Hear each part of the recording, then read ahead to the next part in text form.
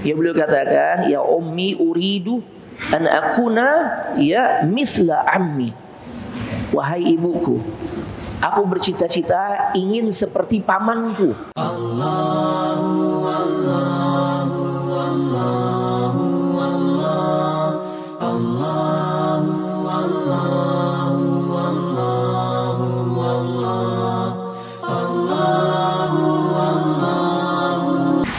Assalamualaikum warahmatullahi wabarakatuh.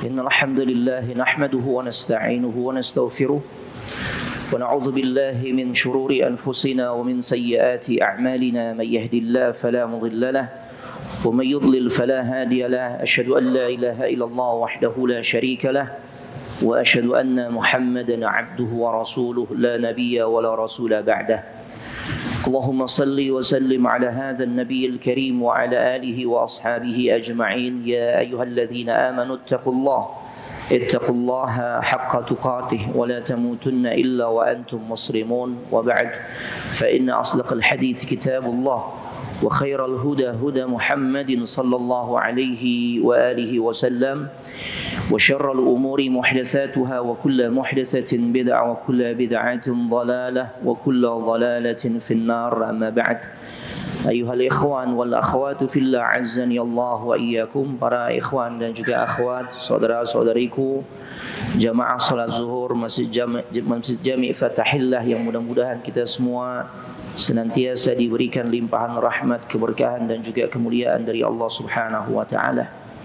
Alhamdulillah kita sangat bersyukur kepadanya di siang hari ini. Atas izin Allah kita kembali dipertemukan di dalam majlis yang sangat mulia.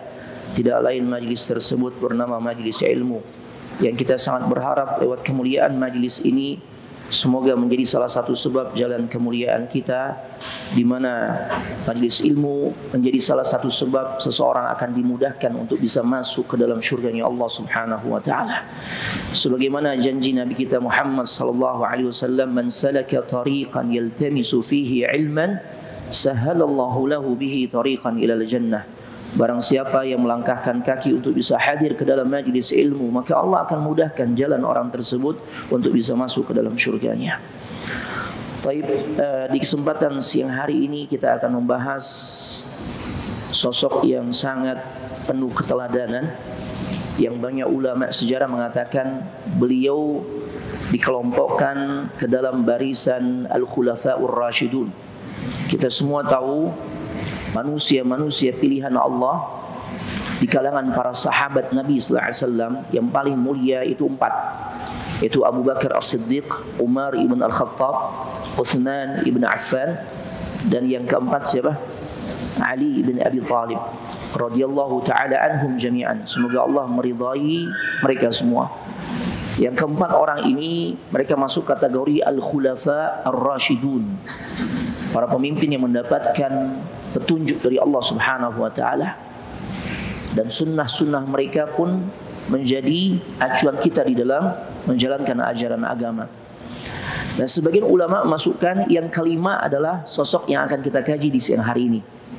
Siapa beliau? Oh Bapak, Umar ibn Abdul Aziz, yang sebagian ulama masukkan beliau pada barisan yang kelima. Ya, walaupun sebenarnya tetap ya Al-Khulafa'ur Rashidun itu 4. Namun kenapa sampai disebutkan nama Umar ibn Abdul Aziz itu sosok yang kelima?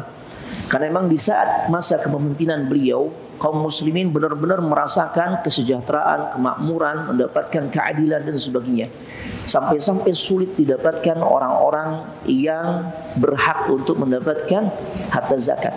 Sulit karena saking makmurnya. Allahu Akbar. Dan itu menjadi salah satu min asyratis sa'ah. Di antara tanda-tanda hari kiamat adalah kita akan memasuki fase di mana akan sulit didapatkan orang-orang yang berhak untuk mendapatkan harta zakat, saking makmurnya kondisi saat itu. Dan banyak ulama mengatakan itu terjadi di masa kepemimpinan ya Umar ibn Abdul Aziz. Walaupun sebagian ulama mengatakan masa itu juga nanti akan terjadi di saat Nabi Isa alaihissalam memimpin ya umat manusia di fase akhir zaman. itu pun akan kembali kemakmuran dirasakan oleh orang-orang yang beriman. Baik, kita awali dari jalur nasab atau silsilah nasab beliau. Memang nasabnya masuk kategori nasab az-zahabi, nasab emas. Ya, ayah beliau bernama Abdul Aziz ibn Marwan. Jadi termasuk pejabat di kalangan Bani Umayyah. Jadi selepas masa kepemimpinan pasca Rasul sallallahu alaihi wasallam wafat, dilanjutkan oleh 4 khalifah yang tadi kita sudah dengar bersama dan kita ketahui bersama. Kemudian kepemimpinan kaum muslimin itu melalui konsep al-mamlakah, kerajaan. Ya. Jadi Bani Umayyah adalah kalangan yang memimpin kaum muslimin pasca sahabat Ali ibn Abi Thalib wafat. Diawali dulu dengan masa kepemimpinan anak beliau yang bernama Al-Hasan ibn Ali. Tapi kepemimpinannya nggak lama, nisfu sa'ah atau nisfu sana, cuma 6 bulan, setengah tahun. Karena terjadi pertikaian antara kubu Muawiyah dengan kubu Ali bin Abi Thalib. Loyalis keduanya itu saling menunjukkan kedudukannya, sehingga pada akhirnya Al-Hasan ibn Ali menjadikan keadaan akhirnya menjadi damai. Makanya disebut dengan Amul Jamaah, tahun persatuan. Di saat beliau dengan lapang dada menyerahkan kepemimpinannya kepada Muawiyah ibn Abi Sufyan, maka pertikaian itu pun akhirnya selesai. Baik. Ayah beliau bernama Abdul Aziz ibn Marwan, dan ini termasuk keturunan dari Bani Umayyah. Ibunya bernama Laila, atau kunyahnya disebut Ummu Asim. Ummu Asim. Siapa Laila ini? Nah, Laila ini adalah salah satu cucu dari Umar ibn Al-Khattab. Cucu dari Umar ibn Al-Khattab. Jadi nyambung nih. Tadi anak katakan nasab Umar ibn Abdul Aziz ini nasab emas, karena nyambung dengan sosok yang mulia, sahabat yang mulia, itu Umar ibn Al-Khattab. Diawali Umar ibn Al-Khattab memiliki seorang putra yang bernama Asim. Asim menikahi seorang wanita yang kita sudah sering kisahnya. Seorang wanita yang memiliki sifat muraqabah, merasa terus diawasi oleh Allah Subhanahu wa taala. Itu seorang wanita penjual susu. Masya Allah. Namanya adalah Ummu Ammarah. Nah, Asim menikahi Ummu Ammarah atas permintaan ayahnya, yaitu Umar ibn Al-Khattab. Begitulah seharusnya kita, bapak-bapak, ibu-ibu yang semoga dimuliakan oleh Allah Subhanahu wa taala. Kita punya tanggung jawab juga untuk mencarikan jodoh yang terbaik buat anak-anak kita. Sebagaimana Umar ibn Al-Khattab, beliau mencarikan jodoh untuk putranya. Jadi bukan cuma urusan mencarikan jodoh ini kita berlakukan, kita terapkan untuk anak perempuan, enggak. Untuk anak laki-laki sama. Karena berasal dari pasangan hidup yang baik, maka insya Allah berharap akan muncul keturunan yang baik. Umar ibn Al-Khattab tahu persis anaknya Asim sangat membutuhkan seorang wanita salihah, agar nanti generasi yang muncul adalah generasi yang saleh dan salihah. Makanya dia minta Asim menikahi wanita penjual susu. Ini dari sisi status sosial kelas bawah. Tapi kenapa Umar sampai begitu semangat agar Asim menikahi wanita penjual susu?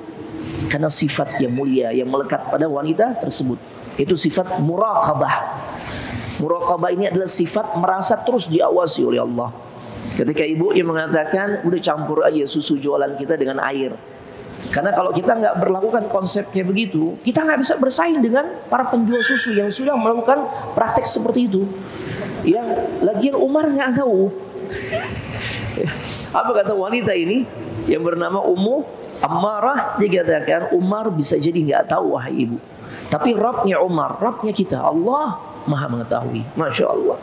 Umar saat itu lewat, melintas di rumahnya sang penjual susu tersebut, melihat mendengar percakapan tersebut. Dari sinilah kemudian Umar mengetahui bahwasanya sosok wanita tersebut adalah wanita yang beriman. Masya Allah. Jadi dari hasil pernikahan Asim putranya Umar ibn Al-Khattab dengan Ummu Ammarah, wanita penjual susu, Allah karuniakan seorang, di antaranya adalah seorang wanita yang bernama Laila. Ya, tadi julukan atau kunyahnya siapa? Laila Ummu Asim. Ummu Asim artinya apa, Pak? Ibunya Asim. Mungkin kita bingung ya. Kita bingung nih. Ummu Asim, ibunya Asim. Berarti ya, Ummu Asim ini punya anak bernama Asim. Padahal Asim ini asalnya adalah nama siapa nih? Nama ayahnya. Ya. Jadi begitulah kebiasaan para salaf kita, para pendahulu kita, orang-orang saleh, salafus saleh. Mereka nggak dibuat repot dalam urusan mencari nama untuk anak-anaknya. Kadang-kala kan kita disibukkan dengan hal-hal yang sebenarnya nggak manfaat. Waktu kita habis untuk hal-hal yang sebenarnya sepele, simple. Ya, kita nggak bisa tidur 2 hari 2 malam. Kenapa? Belum ketemu nama untuk anak saya, Ustaz. Padahal orang-orang saleh terdahulu, mereka bolak-balik aja namanya itu. Ya. Taib. Laila itu putrinya Asim. Ya, pernikahan Asim dengan Ummu Ammarah.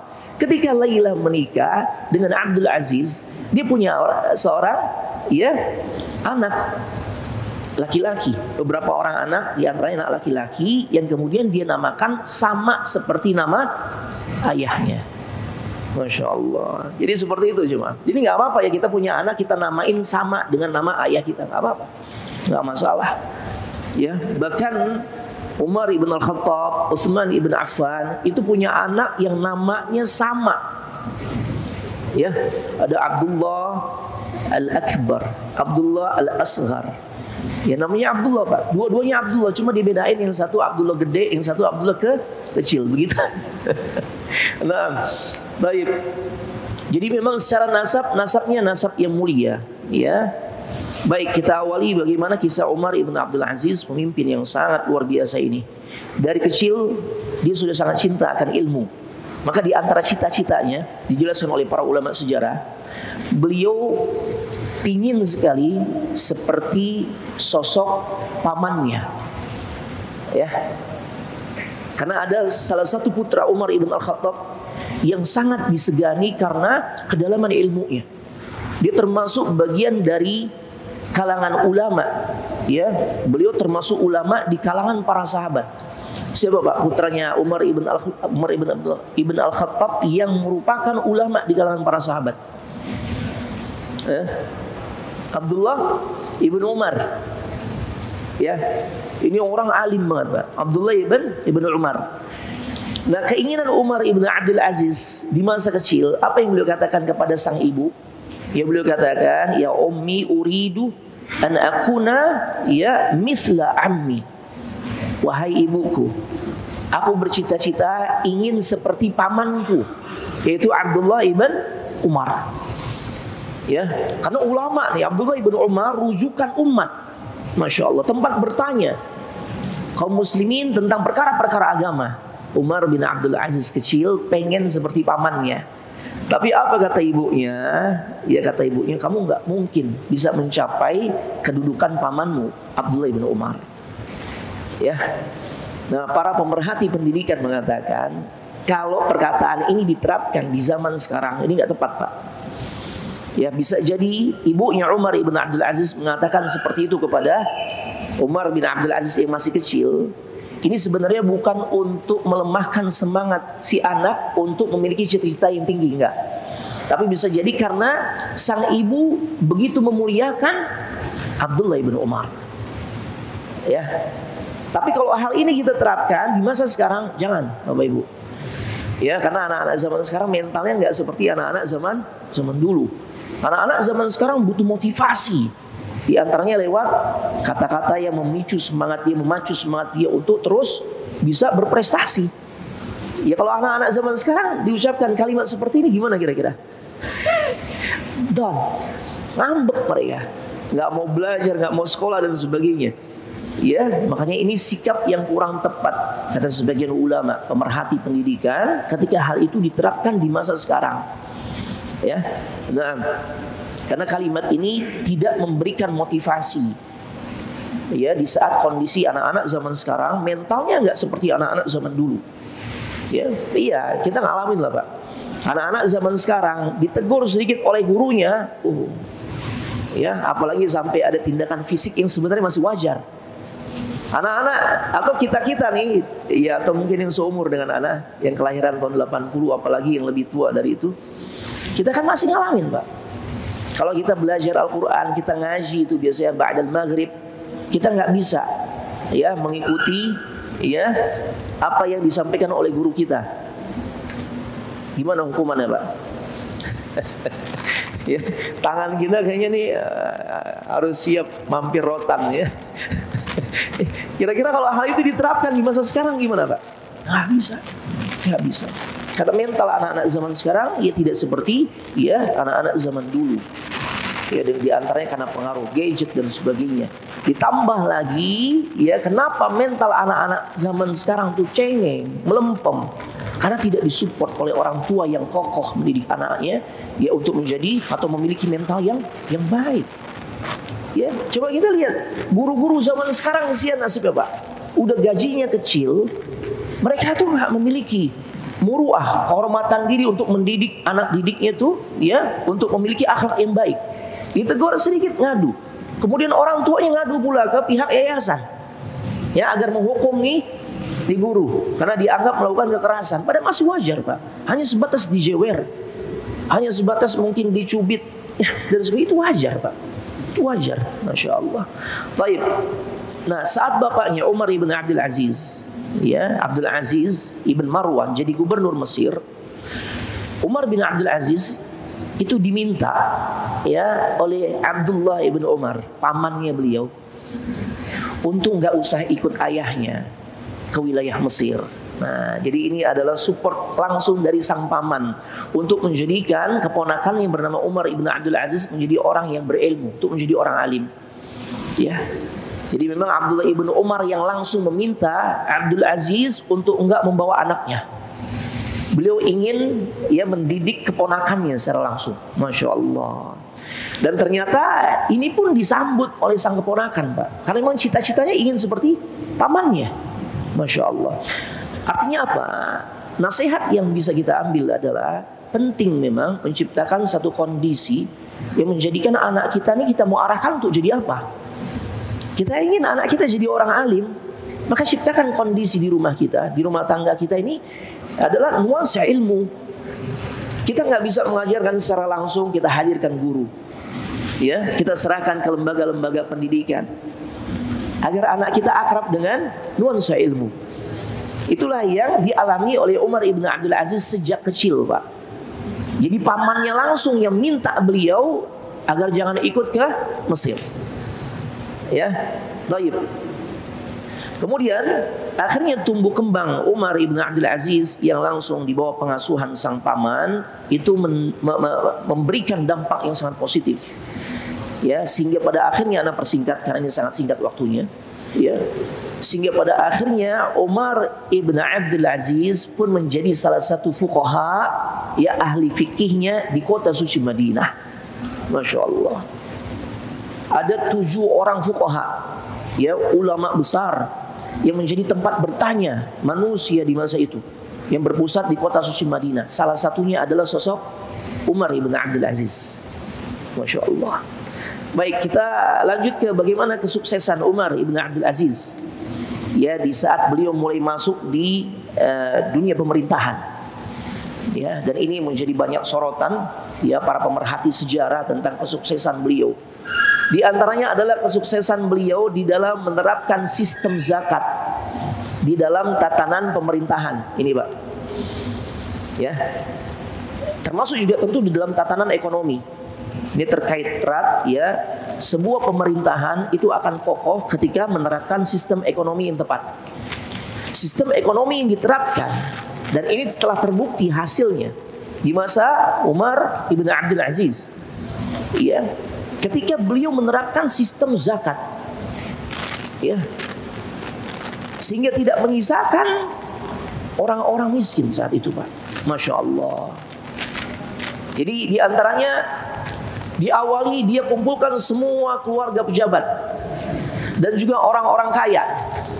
Ini prioritas utama nih, yang menjadi bidikan beliau untuk wajib atau diambil harta zakatnya, dipungut harta zakatnya, dikumpulkanlah para pejabat, keluarga pejabat, dan juga orang-orang kaya. Didata, Pak. Masya Allah. Kemudian setelah didata, mereka diwajibkan untuk mengeluarkan zakatnya. Terkumpullah di baitul mal. Ya.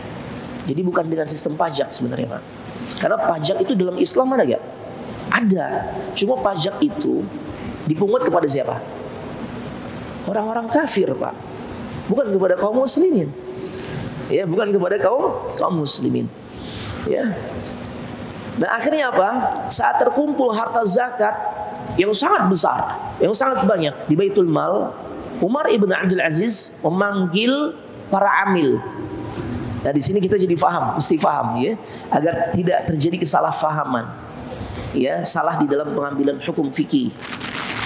Amil itu adalah orang yang ditunjuk oleh ulil amr, oleh pemerintah, Pak, bukan oleh DKM masjid. Karena ini perlu dipahami ini.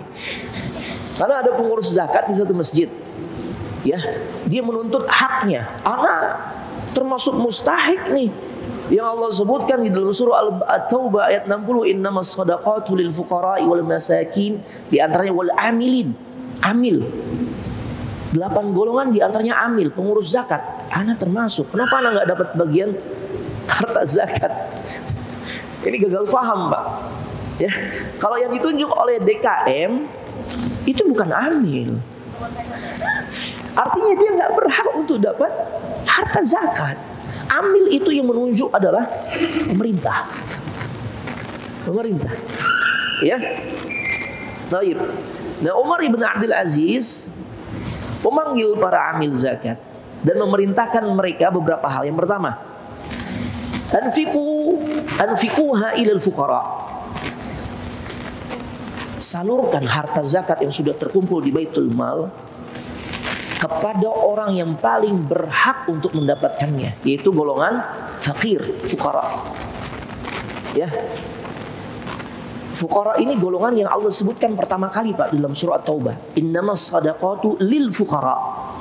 Sesungguhnya ya harta zakat itu diperuntukkan yang pertama adalah untuk orang-orang fakir, jamaknya fuqara. Ya, baru yang kedua adalah wal masakin. Ya. Pertanyaannya, apa sih bedanya, Ustaz? Fuqara dan masakin. Apaan jemaah bedanya? Fuqara dan masakin. Fakir dan miskin, bedanya apa? Biar kita tepat juga nih, kita ingin nyalurkan zakat secara langsung. Berarti tuntutannya adalah kita mesti tahu yang kategori fakir, yang kategori miskin seperti apa.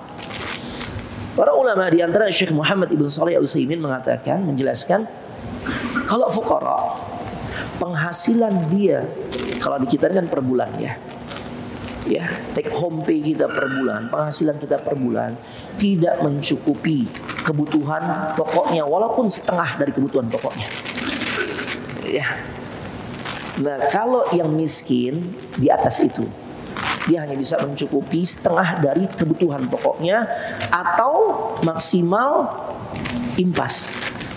Sebagian ulama mengatakan kalau yang penghasilannya masuk kategori gali lubang, tutup lubang, ya, dapat 3 juta, habislah 3 juta dalam masa 1 bulan itu, dia masuk kategori miskin. Fakir lebih parah dari itu, ya. Makanya pesan Umar ibn Abdul Aziz yang pertama, anfiquha ilal fuqara. Salurkan nih kepada orang-orang fakir. Akhirnya para amil cari tuh ya fuqara dan juga masakin untuk diberikan haknya menerima harta zakat. Ternyata apa yang terjadi? Harta zakat masih sisa sangat banyak, Pak. Akhirnya apa yang terjadi? Yang kedua beliau katakan wazzi'uha ilal juyush. Bagiin. Kalau fakir miskin tuh mereka sudah dapat tapi ternyata masih banyak sisa, bagikan harta zakat kepada para tentara al-juyush. Karena mereka ini adalah orang-orang yang berada di jalan Allah untuk menjaga negaranya. Masya Allah. Makanya mereka harus disupport. Kesejahteraan yang harus diperhatikan. Ternyata apa yang terjadi? Kebanyakan al-juyush itu udah makmur, Pak. Sehingga harta zakat masih tersisa banyak. Allahu Akbar. Ini lewat zakat nih, Pak. Ya, maka tentara tuh nggak ada yang hidup kekurangan gitu. Kebutuhan pokoknya nggak terpenuhi, nggak punya rumah, nggak punya tempat tinggal. Ya. Yang ketiga, nah ini disukai oleh orang-orang zaman sekarang kayaknya. Beliau katakan, zawwiju asy-syabab. Setelah dibagikan untuk fakir miskin masih banyak sisa, dibagikan juga untuk para tentara masih banyak sisa. Yang ketiga, cari jomblo-jomblo yang belum nikah, nikahkan mereka dengan menggunakan harta zakat. Haji, yang ini kayaknya kita suka nih ya. Ini bakal antri ini. Bahkan mungkin bisa ngajukan, Ustadz yang udah nikah gimana, masih boleh nambah? Ya, Masya Allah. Beliau katakan zawiju asyabab, nikahin tuh orang-orang yang masih melajang, yang masih jomblo, agar mereka bisa menikah. Karena dari dulu, Pak, problem orang belum juga nikah itu karena masalah ekonomi. Apalagi zaman sekarang, Pak. Banyak gak laki-laki yang kemudian masih membujang? Alasannya karena apa? Ngeri, Ustaz, kalau anak nikah tuh mikirkan biayanya, ngeri, Ustaz. Ya, sewa gedungnya, kemudian cateringnya, bener gak? Ya, Masya Allah, itu luar biasa. Belum lagi rias pengantinnya, subhanallah. Ya, belum lagi kalau dapat calon ya akhwat yang tuntutan maharnya gede, ya Allah, makin berat, makin berat. Ya, Masya Allah. Makanya sampai-sampai Umar ibn Abdul Aziz memperhatikan golongan ini. Jadi salurkan harta zakat yang sudah kita kumpulkan untuk mereka. Masya Allah. Jadi dari mulai akadnya sampai walimahnya diperhatikan, dibiayain oleh negara, Pak. Haji. Makanya Nabi bilang, ini poin ketiga nih kita suka nih, Masya Allah. Gak ada bujangan ya, Masya Allah. Tapi ingat, Pak, ya, ini kalau udah bikin walimah, ya, udah difasilitasi apalagi ya, udah dibiayai, jangan pasang kotak, jangan taruh kotak. Sebenarnya bukan hanya yang dibiayai, kita pun seperti itu, Pak. Kita yang berusaha untuk mengamalkan sunnah Nabi Sallallahu Alaihi Wasallam, di poin ini masih sering luput nih, Pak. Dan ini tuntutan bagi kita untuk mengamalkan sunnah Nabi Sallallahu Alaihi Wasallam. Karena seseorang ketika dia buat walimah itu artinya pesta, ya. Kontennya apa, Ustaz? Isi dari acara itu apa, Ustaz? Undang makan orang. Sebagai ungkapan rasa syukur kita. Apakah diri kita atau anak kita mendapatkan jodoh. Di saat kita undang mereka, teriring doa-doa terbaik disampaikan oleh mereka untuk kita atau anak kita. Barakallahu laka wa baraka alaika wa jama'a bainakum fi khair. Kita berharap keberkahan. Makanya sebagai ungkapan kebahagiaan, ungkapan rasa syukur, kita bersedekah dalam bentuk menyediakan makan. Sedekah, Pak.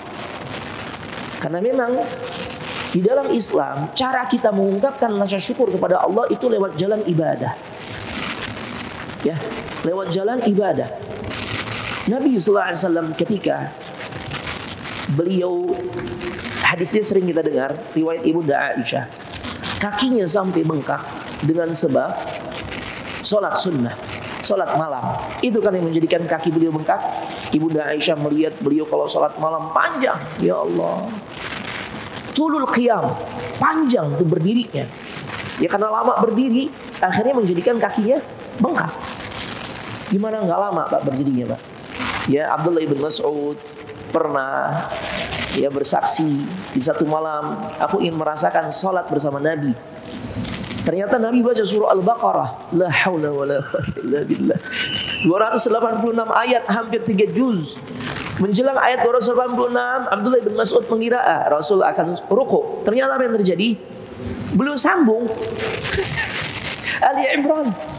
Ya, 200 ayat, Pak. Subhanallah. Di penghujung, menjelang penghujung ayat ke-200 surah Ali Imran, rukuk nih. Ternyata apa yang terjadi?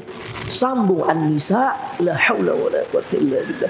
Sampai Abdullah bin Mas'ud berkata, muncul niat buruk dalam diriku untuk segera pergi. Makanya pantas kaki beliau bengkak. Hatta tatawarramat qadamah, sampai kakinya bengkak. Sehingga Ibunda Aisyah merasa kasihan dengan suaminya yang seperti itu kondisinya. Ya Allah. Apa jawaban Rasul sallallahu alaihi wasallam? Padahal Ibunda Aisyah mengatakan, dosamu yang lalu yang akan datang telah diampuni oleh Allah. Engkau dijamin surga. Kenapa engkau melakukan ibadah? Dan ini statusnya sunnah. Sampai menjadikan kakimu bengkak. Wafi riwayat, dalam riwayat yang lain beliau sebutkan hatta tatafattar, sampai kakinya pecah berdarah. Ya Allah. Bengkak, Pak. Kita juga kadang bengkak, Pak, ya. Jempol kita bengkak, cuma beda sebab aja, Pak. Ya, bengkaknya sama, cuma perbedaannya sebabnya. Kalau Rasul dengan sebab lamanya berdiri ketika sholat malam. Kalau kita bengkak kenapa? Semurat kambu gitu ya. Kebanyakan soto babat, soto Jawa. Masya Allah. Jawaban Nabi SAW apa? Afala akunu abdan syakura. Tidak layakkah, tidak patutkah aku menunjukkan rasa syukur kepada Allah? Dari sini kita faham. Untuk menunjukkan rasa syukur itu dengan lebih meningkatkan ibadah. Ya. Taib. Mus'ab, bukan Mus'ab, Ka'ab ibn Malik di saat diboikot karena beliau nggak ikut perang Tabuk. Akhirnya dihajar, ditahdir. Lebih dari 50 hari itu. Ketemu Nabi, ketemu sahabat, ucapin salam, nggak dijawab salamnya. Diboikot, Pak. Ya, karena beliau nggak ikut perang padahal saat itu Rasul sangat membutuhkan tuh support, dukungan dari kaum muslimin, khususnya laki-laki untuk berperang di jalan Allah. Akhirnya ketika 50 atau 55 hari berlalu, Allah maafkan dirinya. Rasul sampaikan tentang hal itu. Sebagai ungkapan rasa syukurnya, beliau beribadah kepada Allah lewat jalan menginfakkan sebagian besar hartanya. Itu, Pak. Ya, makanya kita di saat walimah kan kita ingin mengungkapkan rasa syukur kita. Saya dapat jodoh, anak saya dapat jodoh. Ya, ungkapan syukurnya lewat ibadah, sedekah. Bentuknya ngasih makan. Yang namanya sedekah itu konsepnya adalah tidak berharap balik. Dapat poin ya? Dapat poin ya kan? Di saat kita bikin walimah nih, kita beri makan orang yang hadir, para tetamu yang kita undang. Itu nilainya sedekah. Konsep sedekah dalam Islam ini merupakan salah satu ibadah. Dan ibadah konsepnya adalah bukan dalam rangka balik modal.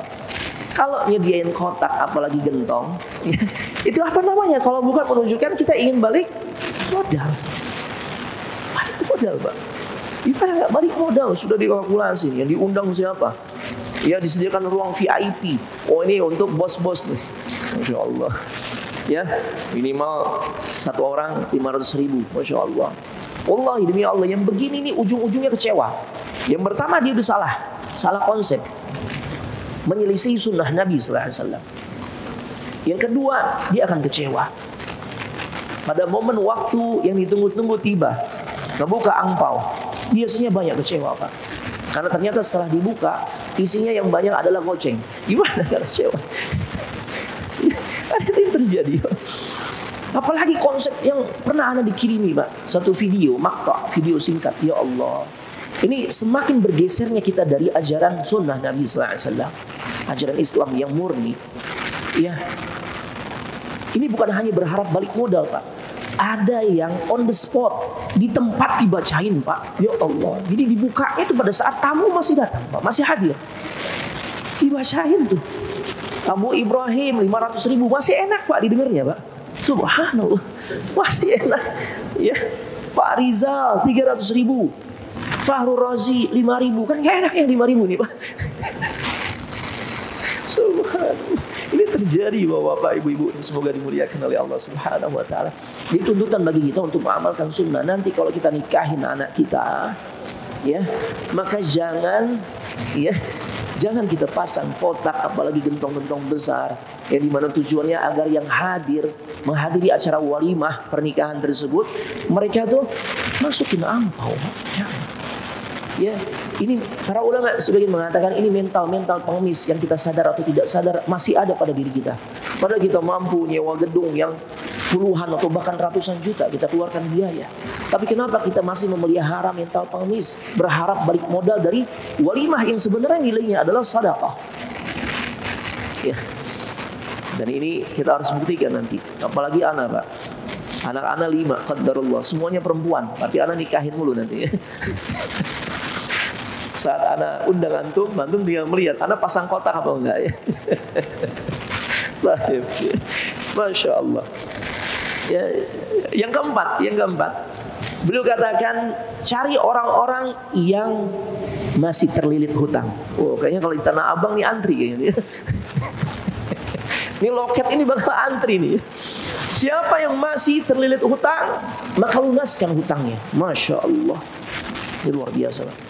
Sampai hal-hal seperti ini diperhatikan oleh Umar ibn Abdul Aziz. Artinya apa? Beliau sangat memperhatikan umatnya, ya, rakyatnya, agar jangan sampai mereka sulit tidak hanya di dunia, tapi juga sulit nanti di kehidupan akhirat. Karena urusan hutang nggak hanya kesulitan yang dihadapi oleh seseorang ketika di dunia, tapi juga di akhirat. Jikalau hutang tersebut belum sempat terlunasi. Makanya di antara standar Nabi sallallahu alaihi wasallam mau mensolatkan seorang jenazah, beliau tanya ke sahabat, ini orang punya hutang enggak? Kalau para sahabat katakan tidak ada hutang ya Rasul, maka beliau mensolatkan jenazahnya. Ya, kalau ada hutang, maka Rasul katakan silakan kalian mensolatkan jenazahnya, kecuali ada di antara kalian yang ingin menjamin hutangnya. Masya Allah. Tak kala ada yang menunjuk saya menjamin hutangnya Rasul, Rasul mensolatkan. Setiap Rasul ketemu orang tersebut, Rasul tanya, engkau sudah lunasi hutang si jenazah? Oh, Masya Allah. Umar ibn Abdul Aziz perhatikan hal itu, Pak. Ya, jadi siapa orang-orang yang masih terlilit hutang, maka ya bayarkan hutangnya. Tapi dalam Islam, hutang ini sebenarnya ada batasan, Pak, ya. Jadi hutang dibolehkan untuk hal-hal yang sifatnya darurat. Ya. Untuk memenuhi kebutuhan pokok. Ustaz, kalau untuk pengembangan usaha gimana? Boleh-boleh saja, tapi dia harus mengkalkulasi dari usaha yang dia jalani, dia perhitungkan dia bisa untuk membayar hutangnya. Ya, jangan sampai nanti besar pasak daripada ya. Itu yang terjadi.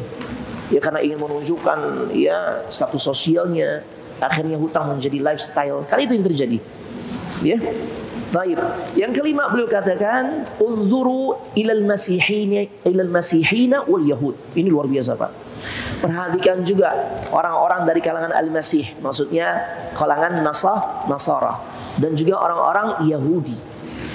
Ya, man kana lahu dain, siapa di antara mereka dari kalangan Yahudi dan juga orang-orang Nasrani yang punya hutang, bebaskan juga hutangnya.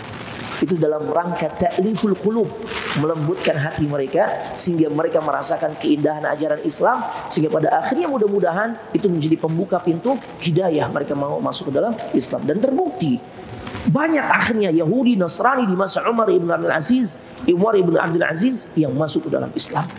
Masya Allah.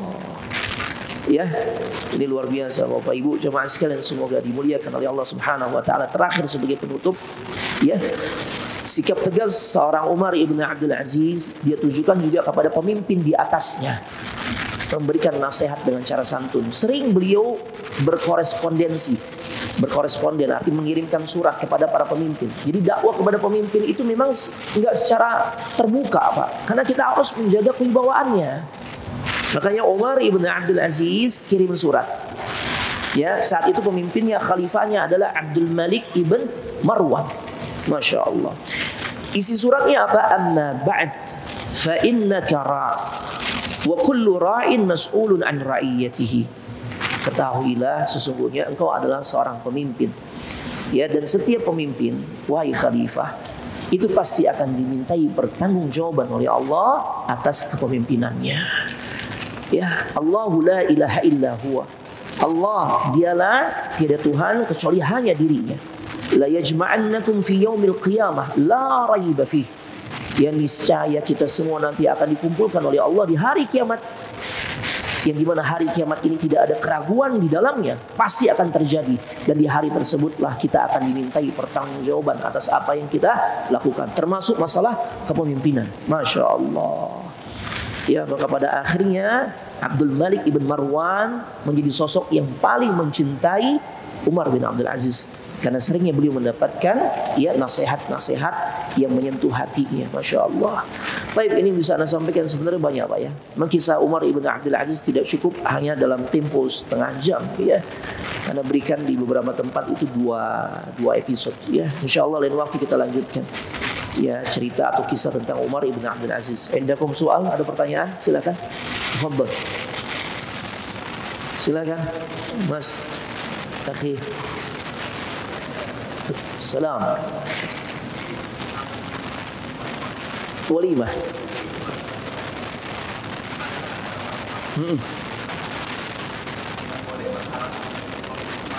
Iya.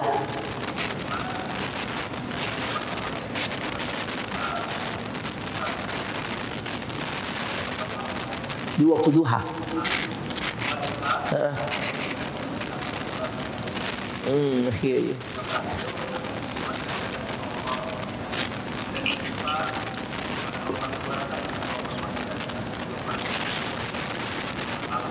Iya.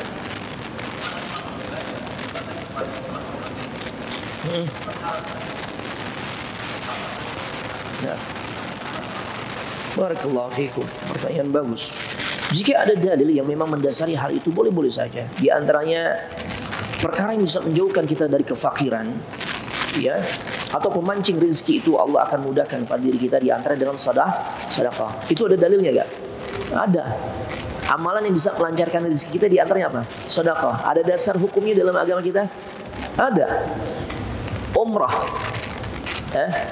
dan haji itu Masya Allah luar biasa. Rasulullah SAW katakan umrah itu akan menjauhkan seseorang dari al-faqr, kefakiran ya. Selain dia menggugurkan dosa, umrah yang kita kerjakan juga akan menjauhkan kita dari kemiskinan. Artinya dia sesuatu yang bisa memancing rezeki. Kita lakukan umrah. Di antara motivasi kita, selain kita ingin mendekatkan diri kepada Allah lewat ibadah umrah, kita juga ingin mudah-mudahan usaha ana, rezeki ana lancar. Boleh gak? Boleh. Kenapa? Ada landasan syariatnya, ada landasan dalilnya. Lantas kalau walimah gimana? Kalau walimah itu memang murni bikin pesta, ya, dalam bentuk ngasih makan orang yang nilainya sedekah. Dan sedekah kita tidak diniatkan untuk balik modal. Ya. Seharusnya kalau balik modal udah terang-terangan aja, misalnya pempeknya kasih tuh harga yang pempek 15.000 satu piring. Itu lebih real gitu ya. Karena memang dalam walimah itu konsepnya memang sukarela. Ya, itu ungkapan rasa bahagia ya si pembuat acara atau sahibul hajah, orang yang sedang berbahagia dalam seperti itu. Anda juga luruskan sedikit berkaitan dengan sholat duha. Sholat duha ini menjadi pembuka pintu rezeki, itu ya. Karena terbukti doanya Allahumma inna duha'a duha'uka. Kemudian kelanjutannya wa in kana rizqi fis sama fa anzilhu. Ya Allah, jika rizkiku masih tergantung di langit, cepat turunin ya Allah. Wa in kana fil ardi fa akhrijhu. Jika rizkiku masih ada di dalam bumi, cepat keluarin ya Allah. Kan gitu ya. Sebenarnya doa itu bukan doa duha. Itu doa yang bukan dari Nabi sallallahu alaihi wasallam. Doa duha saat selesai sholat duha yang Nabi ajarkan, Nabi praktekkan, diikuti oleh para sahabat adalah, ada yang tahu? Sholat duha mau 2 rakaat, 4 rakaat dan sebagainya. Itu doa yang Nabi baca apa Pak? Allahumma ighfir wa tub alayya innaka antat tawwabul ghafur, atau rabbil fir wa tub alayya innaka antat tawwabur rahim, atau innaka antat tawwabul ghafur. Yang intinya ya Allah, ampuni dosaku, wa tub alayya, aku mohon ampun ya Allah, aku bertobat kepadamu ya Allah. Innaka antat tawwabul ghafur, sesungguhnya engkau maha menerima taubat dan maha mengampuni. Nabi baca mi'atu marrah, 100 kali. Jadi doa duha yang sahih, yang sesuai sunnah, permohonan ampun, atau dengan kata lain Ada doa minta rezeki di situ? Enggak. Itu doa bukan dari Nabi. Walaupun dulu juga Anas sebelum belajar baca doa itu, ya Allah kalau rezeki masih di langit turunin ya Allah. Masih di dalam tanah, dalam bumi cepat keluarin ya Allah. Nah, jadi sholat duha yang Nabi praktekkan itu bukan dalam rangka untuk lariskan dagangan, bukan. Tapi dalam rangka untuk memohon ampun kepada Allah. Karena kalau dosa kita sudah diampuni, insya Allah Allah akan bukakan pintu-pintu keberkahan di antara rezeki. Ya seperti itu ya. Jadi tetap konsep awal orang bikin walimah bukan untuk balik modal, tapi sebagai bentuk ungkapan bahagia, dia berikan makan orang lain yang tidak berharap ya balasan dari orang tersebut. Demikian ya. Nah, ini bisa Anda jelaskan ya, mudah-mudahan manfaat. Tutup dengan doa kafaratul majlis. Subhanakallahumma wa bihamdik asyhadu an la ilaha illa anta astaghfiruka wa atubu ilaik. Assalamualaikum warahmatullahi wabarakatuh.